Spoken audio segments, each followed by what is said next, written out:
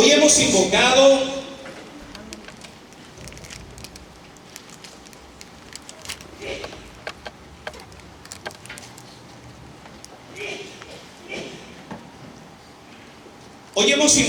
al Señor y dador de vida, y le hemos llamado con todo nuestro corazón. ¿Por qué? Porque la iglesia, que es madre y maestra, nos habla a cada uno de nosotros a través del catecismo. Y miren lo que dice la iglesia, que es madre y maestra, acerca del Espíritu Santo y la predicación. En el numeral 1101, el Espíritu Santo es quien da a los lectores y a los oyentes, según la disposición de su corazón, la inteligencia espiritual para entender la palabra de Dios. Sin la gracia del Espíritu Santo no podemos entender esta palabra proclamada que viene a traernos vida y vida en abundancia. Sin la gracia del Espíritu Santo no vamos a descubrir nuestra propia vocación. Santa Teresa de Ávila, doctora de la iglesia contemporánea de San Ignacio de Loyola y San Agustín, decía: lo que yo no pude hacer en 3 meses, lo que yo no pude hacer en 6 meses, lo que yo no pude hacer en 1 año, el Espíritu Santo lo hizo en 1 hora cuando le abrí el corazón. Sin la gracia del Espíritu Santo no podemos pretender caminar en la libertad de los hijos de Dios. Es el Espíritu Santo el que nos da la sabiduría para poder entender la palabra proclamada, que no es otra cosa sino la vocación de nuestro papá, para que tú y yo seamos las personas más felices del mundo. Dígale a su vecino: papá Dios, pero dígaselo con autoridad, papá Dios quiere, desea que seas feliz. Amén. ¿Cuál es el deseo de papá Dios? ¿Cuál es el deseo de papá Dios? Ahora, cuando hablo de la felicidad, no estoy hablando de una vida sin problemas, no estoy hablando de una vida sin adversidades, no estoy hablando de una vida sin situaciones difíciles. De hecho, las adversidades, las enfermedades, todo eso es parte de nuestra vida diaria y es la plataforma donde Dios puede manifestar toda su gloria en nuestra vida. El gran problema radica en las malas decisiones que tomamos cuando se nos presentan las adversidades. Quiero que te aprendas esta frase de San Felipe Neri, que es estupenda. Y mire lo que dice San Felipe Neri: el hombre a menudo es el carpintero de sus propias cruces. Repita conmigo: el hombre, pero dígalo fuerte, el hombre a menudo es el carpintero de sus propias cruces. Ahora dígale al Mexican Style, a su paisano: sufres porque quieres. Sí, hermanos, si en este momento hacemos una reflexión, si hacemos un examen de conciencia, todo lo que estamos sufriendo en la actualidad es consecuencia de nuestras malas decisiones. Amén. ¿Cuántos de ustedes dicen amén? Amén. Hermano, tenemos que entender que Dios nos crió para ser felices. El pensamiento de Dios es una victoria en nuestra vida. El problema es que quitamos nuestra mirada de Él y ponemos nuestra mirada donde no se satisface nuestro corazón. Nosotros fuimos criados por Dios y fuimos criados para Dios, y nuestro corazón no va a encontrar reposo hasta que vuelva a Dios. Esa es una realidad que tenemos que entender. Nuestro corazón no se va a sentir satisfecho hasta que no volvamos al Dios de la esperanza, al Dios del amor, al Dios de la victoria, al Dios que nos sana, al Dios que nos sacia, al Dios que nos libera, al Dios que nos alegra. Estamos en una búsqueda desmedida, tratando de satisfacer nuestro corazón, pero jamás lo podremos hacer porque está la ausencia del Dios que nos ha creado por amor. Y vivimos una serie de enfermedades, de adversidades, y nos preguntamos: Dios, ¿dónde estás? Y Dios te dice: todo lo que vives es consecuencia de tu mala decisión. Aquí la pregunta es: ¿por qué estamos enfermos? Es una pregunta que tiene que hacer eco en nuestro interior. Es una pregunta que tenemos que responder a la luz del Espíritu Santo. Es una pregunta que tiene que hacer eco en nuestro interior. ¿Por qué estamos enfermos? Y la respuesta la encontramos en el segundo libro de Macabeos, en el capítulo 7, versículo 32. ¿Por qué estamos enfermos? Segundo libro de Macabeos, capítulo 7, versículo 32. Y miren lo que responde la palabra de Dios. Sepan que nosotros estamos enfermos por nuestros pecados. Palabra de Dios. Palabra de Dios. Fíjate lo que dice segundo libro de Macabeos, capítulo 7, versículo 32. Sepan que nosotros estamos enfermos por nuestros pecados, por nuestras malas decisiones. Pecado significa ir en contra de lo establecido por Dios. Amén. Dígale a su vecino: pecado significa ir en contra de lo establecido por Dios. Ahora, el pecado viene envuelto ¿de qué? Mire lo que dice San Agustín. Me encanta San Agustín, porque ninguna otra persona define tan bellamente lo que es el pecado sino San Agustín. Y mire lo que dice San Agustín: el pecado es así, hinchazón de uno mismo hasta el desprecio de Dios. Amén. Repita conmigo: el pecado es así. A ver, más fuerte: el pecado es así, hinchazón de uno mismo hasta el desprecio de Dios. Ahí entra San Ignacio de Loyola. 3 enemigos del alma. Dígale a su vecino: 3 enemigos del alma que no te permiten ser feliz. ¿Y cuáles son esos 3 enemigos? Repita fuerte: la soberbia, el orgullo y la prepotencia. ¿Cuántos enemigos del alma? A ver, no escucho. ¿Cuántos enemigos del alma? ¿Y cuáles son esos 3 enemigos? Soberbia, orgullo y prepotencia. Esos 3 enemigos nos llevan a apartar la mirada de Dios. Nos hinchan para hacer nuestra voluntad. Pero ¿saben cuál es el problema en eso? Que hacemos nuestra voluntad, dejamos de hacer la voluntad del Padre, y los frutos son catastróficos. Y ahí es donde regresamos a Él llorando. Ahí es donde le reclamamos. Ahí es donde le decimos: ¿por qué me salieron los hijos así? Porque no hubo una formación cristiana en tu hogar. No quieras cosechar lo que no has sembrado. Estamos ante una cultura de la muerte que todos los días se incrementa. Cultura de la muerte, decía San Juan Pablo II. Y la cultura de la muerte no solamente la eutanasia y el aborto. La cultura de la muerte es el pecado, que significa ir en contra de la voluntad del Padre. Significa aniquilarnos a nosotros mismos. Significa recordar lo que nos dice San Pablo en el libro de Romanos, en el capítulo 6, versículo 23.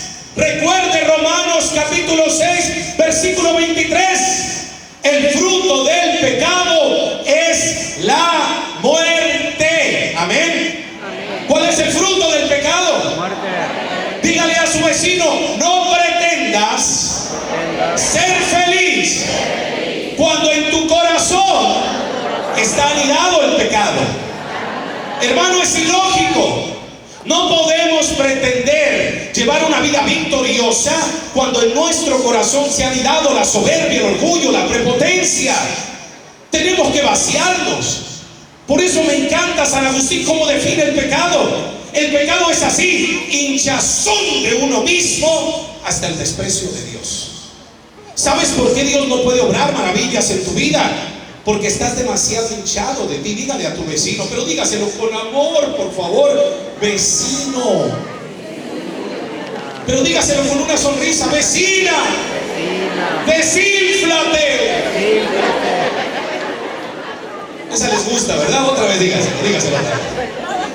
vecina, vecino, desínflate. Para que Dios te infle del aire, del fuego y la gracia del Espíritu Santo. Aleluya. Apláudele al Dios de la vida. Hermanos, el Papa Francisco nos regaló una cartita que se llama Evangelium Gaudium, la alegría del Evangelio. Y miren lo que dice el Papa en este documento tan bello que yo sé que todos ustedes ya leyeron. Miren lo que dice el Papa. Un documento que nos tiene que poner en la brecha de lo que realmente está sucediendo en nuestro corazón. Fíjate lo que dice. Fíjate lo que dice el Papa. No podemos tener, hermanos, la mentalidad de personas derrotadas. Tenemos que renovarnos. Y tenemos que renovarnos a través de la unción del Espíritu Santo. Miren lo que dice el Papa en este documento, Evangelium Gaudium, la alegría del Evangelio, en el numeral 85. Una de las tentaciones más serias que ahogan el fervor y la audacia es la conciencia de derrota, que nos convierte en pesimistas, quejosos, desencantados, con cara de vinagre. Dígale a su vecino, vecino, ahí te hablan. Y no lo digo yo, compren el documento, numeral 85, vuelvo a leer. Una de las tentaciones más serias que ahogan el fervor y la audacia es la conciencia de derrota, que nos convierte en pesimistas, quejosos. Es que desde la mañana empieza el problema en nuestra vida. Cuando te toca, despiertas y te quejas, cuando deberías de darle gracias a Dios que amaneciste, porque hay millones de personas que no amanecen. Segundo acto, tener que irte a trabajar. Hermano, yo vengo del Ecuador. ¿Sabe cuánto gana una persona en el Ecuador? $3 en una jornada de las 6 de la mañana a las 6 de la tarde. Y usted se queja, cuando cualquiera de los ecuatorianos que conozco quisiera tener la mitad de lo que usted tiene. Pero el problema es que nos vamos envolviendo. Yo nací en este país, no soy ecuatoriano, soy más mexicano que los nopales. Nací aquí en Arizona, de papás de Sonora, pero tengo 11 años de misionero en el Ecuador, que tengo muchas ganas de devolverme a Gringolandia, porque aquí se come rico y hay de todo, allá no. Y me doné 11 años, llevo de misionero. Trabajo en un centro de rehabilitación para sacerdotes, soy psicólogo clínico familiar. Hace 33 años acepté a Cristo en mi corazón. Hace 33 años me dio la oportunidad de servirle y entrar en su equipo, cuando intenté asesinar 3 veces a mi madre y a los 14 años suicidarme con una sobredosis de heroína. A los 15 años, él pensó, hoy sí me abre el corazón, Omar. Y fue a través de esta bendita renovación carismática, la cual amo con todo mi corazón, a través de los grupos de oración. Denle un aplauso al Señor.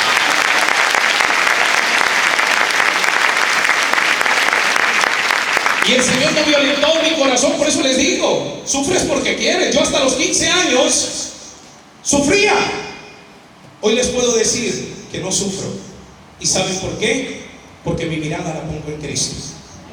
Y cada enfermedad, por ejemplo, este miércoles yo llego el martes a las 6 de la tarde, el miércoles a las 8:30 tengo que estar en la clínica porque me van a hacer una cirugía. Aquí estoy, no estoy llorando en un cuarto. ¿Y sabe por qué? Porque nuestra mentalidad se tiene que renovar. Cuando el adversario descubre que tú ya no le crees sus mentiras, porque es el rey de la mentira, es el que te dice no vas a avanzar. Yo me empecé a drogar a los 10 años, empecé con la marihuana, a los 12 era adicto a la cocaína, a los 15 era una persona adicta clínicamente, necesitaba la coca para vivir. Y el demonio me decía, no te vas a liberar. Hoy, después de 33 años, no saqué la cuenta, tengo 47, pero yo soy parezco de 29. Apláudele al Dios de la vida. Cuando me toca predicar para princesas, les digo, ya no compren esas cremas del Macy's carísimas. Dejen de pecar. El pecado envejece. Dígale a su vecino, el pecado envejece y apesta. En cambio, la santidad rejuvenece. Amén. Ahorita me vio una hermana. ¿Dónde están los hermanos que me vieron de Nueva Visión? Allá miren atrás. Hermano, qué joven está, que se hizo. Dejar de pecar. Dejar de pecar. ¿Usted quiere que se le quiten estas patas de gallo? Deje de pecar. Deje de pecar. El Señor tiene planes. Yo pensaba, yo tenía mi autoestima no en el subsuelo, underground, la tenía en el subsuelo, no en el suelo. Pero Él apostó por mí. Y desde ahí me dijo: Mar, te he predestinado para cosas grandes. Y el enemigo me decía no. Me decía no. Pero el Señor me ha predestinado para cosas grandes. Y nosotros tenemos que quitar nuestra mirada en nosotros. María vivió esa experiencia de liberación. Dice el Evangelio de San Lucas en el capítulo 1, versículo 27, momento de la anunciación. Se acerca el arcángel y le dice: María, bienaventurada seas, has encontrado gracia delante de Dios. Dios te ha predestinado. Dígale a su vecino: Dios te ha predestinado. ¿Qué significa esa palabrita para entender la victoria en la que Dios nos ha puesto? Que Dios no manipula. Dígale a su vecino: Dios no manipula, Dios predestina. Y sabe, Él respeta nuestro libre albedrío. Una frase de San Agustín que ustedes, los que me escuchan a través de Guadalupe Radio todos los martes, si no lo hacen, pues ya va a quedar grabado para que no se les olvide. Todos los martes a la 1 de la tarde en Guadalupe Radio tengo el programa Aposento Alto, para que escuchen. Amén. Todos los martes a la 1 de la tarde, que transmito en vivo desde el Ecuador, 3 de la tarde hora del Ecuador. Estamos 2 horas adelante. Hermano, tenemos que entender esta parte fundamental. Hay una frase de San Agustín que a mí me encanta y es la que me impulsa para seguir adelante. Y mira esta frase tan bella: el Dios que te crió sin tu consentimiento no puede salvarte sin tu consentimiento. Amén. El hecho de que estés sentadito ahí, sentadita, no es sinónimo de victoria. Dios obra de acuerdo a la disponibilidad de tu corazón. Cuando Dios pensó en que tú fueras mamá, papá, Dios no pensó en un papá y en una mamá frustrada, llorona. Él te dio la sabiduría y las herramientas para educar hijos exitosos. Pero si haces un rewind, lo ausentaste de la formación de tus hijos. Y hoy nos toca pagar las consecuencias. Pero la guerra no está perdida. Aprendan esto, mujeres. Ustedes como madre tienen un arma poderosa que se llama intercesión. Y como esposas también. Ustedes tienen un arma poderosa, papás, esposos, que se llama intercesión. Y a través de la intercesión, ustedes pueden alcanzar cosas grandes para gloria de Dios Padre. Aleluya. Apláudale al Dios de la vida. El Dios que te crió sin tu consentimiento no puede salvarte sin tu consentimiento. Dios respeta tu libre albedrío, pero hay un problema. Dice San Agustín: mi pecado más incurable era el no creerme pecador. Amén. ¿Cuál era el pecado más incurable de San Agustín? El no creerse pecador. Dígale a su vecino: te voy a desenmascarar. Dígale, te voy a desenmascarar. Y miren que le va a salir barato, porque no va a tener que ir con un psicólogo, con un psiquiatra. Yo soy psicólogo clínico familiar, ese es mi trabajo. Pero hoy la iglesia, dígale a su vecino, hoy la iglesia, que es madre y maestra, nos va a desenmascarar. Démosle un aplauso a la iglesia católica.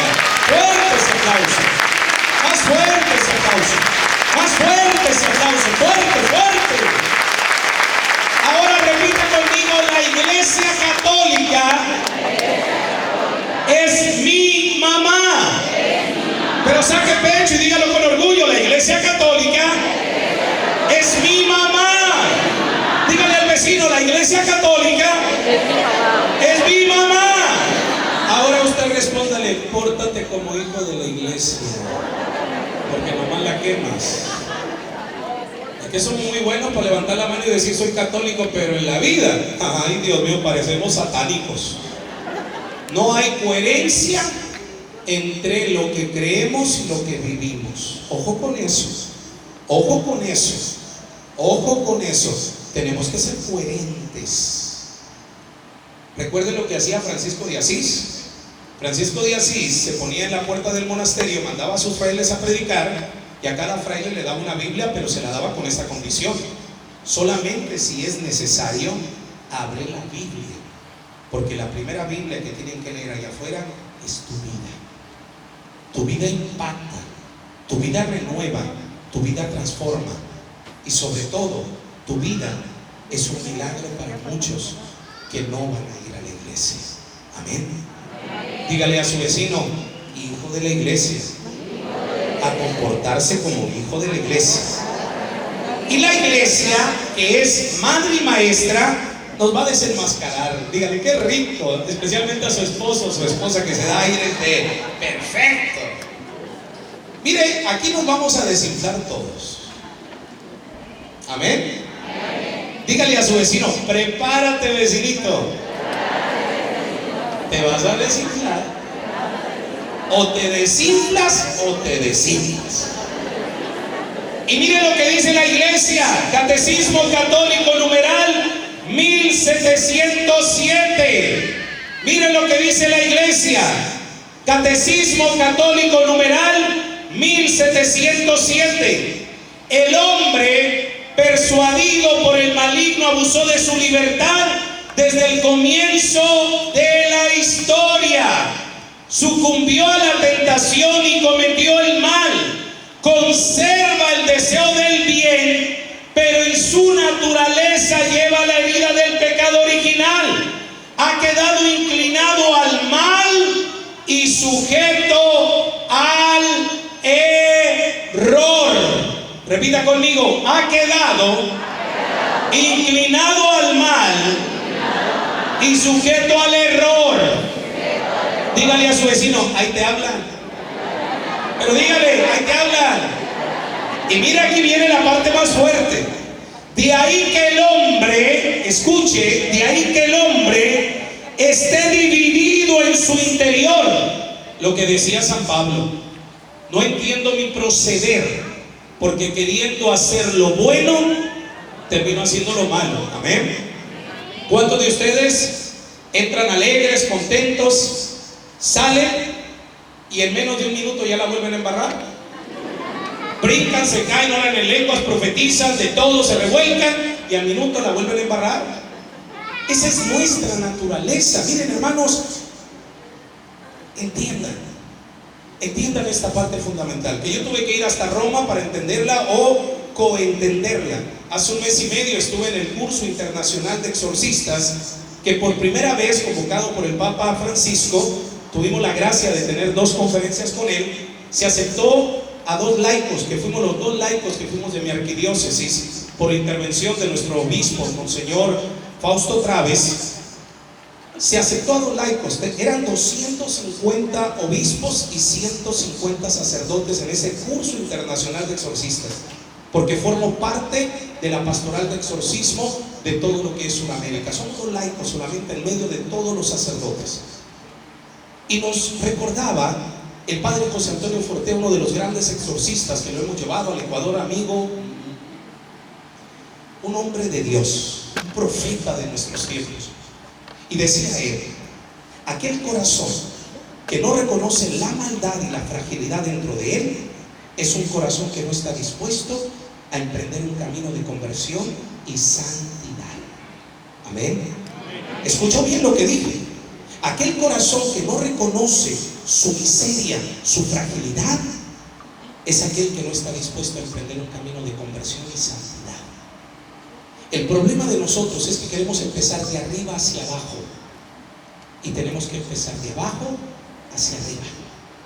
Es empezar reconociendo tu fragilidad, es empezar reconociendo tu carácter. Yo, por ejemplo, aquí ahorita los veía entrar que ni sabían que era Omar, les decía: ánimo, bienvenidos, y entraban con su mejor face, escapulario, rosario hasta de la sangre y de todo, ¿verdad? Pero a mí no me lavan el coco, porque atrás de esas máscaras puede haber adulterio, puede haber pornografía, puede haber mentiras, puede haber malas palabras, despotismo, odio, resentimiento, vanagloria. ¿Por qué? Porque esa es la realidad. Siempre le digo a la gente: ay, qué bonito el hermano Omar, vénganse a vivir una semanita y me conocen quién soy. Porque yo lucho por mi fragilidad. como tú luchas con tu fragilidad. Ahí es donde glorificamos a Dios y le pegamos en toda la torre al demonio. Cuando conocemos nuestra realidad interior y dejamos que Él sea el alfarero y nosotros el barro. Es cuando no perdemos conciencia del pecado, que el fruto del pecado es la muerte, que el pecado te mata, te destruye, que el pecado te aniquila. Todos los miércoles nosotros en Ecuador, Dios me permitió fundar una comunidad donde nos juntamos entre 400, 450 personas todos los miércoles por 11 años. Tenemos nuestra comunidad bajo la unción del Espíritu. Y la gente llega enferma, la gente llega herida, pero cuando se acercan al sacramento más bello, démosle un aplauso al sacramento de la confesión. Pero fuerte ese aplauso. ¿Sabe qué dice el Concilio Vaticano II? Que el sacramento de la confesión es un sacramento que libera, restaura, sana. Hace 25 años los católicos se acercaban a confesarse. Hoy no se quieren confesar y todavía van y comulgan su propia condenación.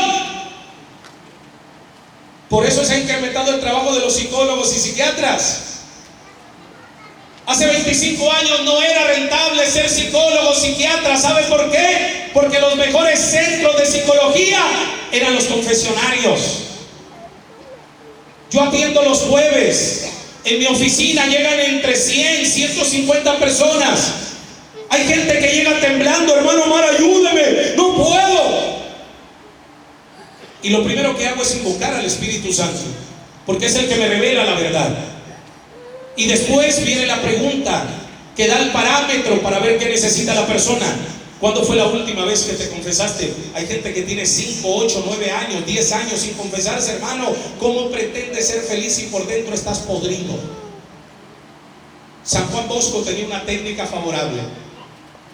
Él confesaba a sus chicos y él olía el pecado. Y él les preguntaba: ¿ya es todo? Y el chico le decía: sí, es todo. Es todo, le decía. Y le decía: pero todavía apesta. Todavía apesta. Y no se sabe si era una técnica para que aflojaran los muchachos o realmente olía el pecado, pero funcionaba al final. Porque terminaban confesando todo y les daba la absolución.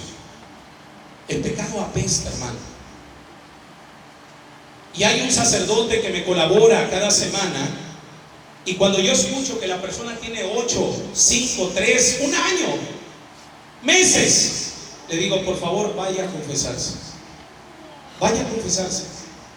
Y la gente regresa a la oficina y me dan la mano y me dicen: gracias, hermano Omar. Porque la gente no necesita psicólogos y psiquiatras. Se los digo yo como psicólogo clínico familiar. Lo que la gente necesita es vaciarse de toda la porquería que lleva por dentro y dejarse llenar por Dios. Amén. Apláudale a Dios de la vida. Y mire lo que dice la iglesia. Estamos en el numeral 1707 del Catecismo Católico. De ahí que el hombre esté dividido en su interior. Por eso toda vida humana, toda vida, a ver, le escucho, toda vida, dígale a su vecino: todos. No se excluye a nadie absolutamente. Toda vida humana, singular es solo o colectiva, matrimonio, aparece como una lucha ciertamente dramática entre el bien y el mal, entre la luz y las tinieblas. Amén. Hermanos, deseamos el bien. Usted puede estar lleno de propósitos muy buenos, pero la realidad es que usted está inclinado al mal y sujeto al error. De ahí que Papá Dios pensó en nuestra fragilidad y nos hizo una promesa: yo les voy a enviar el Espíritu Santo, el Espíritu de la verdad, el que les va a revelar la verdad. ¿A qué verdad se refiere? ¿A la verdad del vecino? No, a tu propia verdad. Porque el gran problema en la actualidad es que no sabemos contra qué estamos luchando. No sabemos contra qué estamos luchando. Podemos tener el arma más poderosa, pero mientras no tengamos un punto, no le estamos dando a nada. Amén. Ese es el arte de conocerte. Ese es el arte de reconocer tu fragilidad. Ese es el arte de reconocer tu pecado. Ese es el arte de dejar de buscar culpables. Amén. Hay gente que vive buscando culpables. ¿De quién hemos heredado eso? De nuestros primeros padres. Génesis capítulo 3 versículo 9, aparece la voz de papá Dios que dice: Adán, ¿dónde estás? ¿Y dónde estaba el Adán? ¿Dónde estaba el Adán? Dígale a su vecino: esa es la primera actitud del hombre desobediente, esconderse. Le da rochas ir a la iglesia, claro, porque anda mal. A mí cuando una persona me dice: yo no voy a los congresos, no voy a misa, no voy, andas mal. Porque la luz y las tinieblas no se llevan. La verdad y la mentira no se llevan. La esclavitud y la libertad no se llevan. Entonces, ¿cuál fue la primera actitud de este hombre? Fue esconderse. Pero papá, que no quiere la condenación del hombre, sino su salvación, vuelve: Adán, Adán, ¿dónde estás? Por allá le dice: aquí, Señor. ¿Pero qué haces ahí, Adán? Y miren la pregunta que le hace papá Dios. No le complica, no le da una clase de teología moral. Va directo a la yugular papá Dios y le dice: ¿acaso comiste del fruto del árbol que te prohibí? ¿Y cuál debería de haber sido la respuesta? Poner cara de Mafalda en versión masculina, haberse aventado unas 3 lágrimas y haber dicho: papá, sí te desobedecí, perdón. Pero ¿cuál fue la actitud? Una semana antes, fíjense cómo somos los seres humanos, Una semana antes, ay, cuando había la Eva que era de Michoacán, qué vieja, ¿verdad? De Jalisco, ¿verdad? Y la ve a Adán y dice: fíjese que no se ha escuchado otro suspiro. Esta es hueso de mis huesos, carne de mi carne.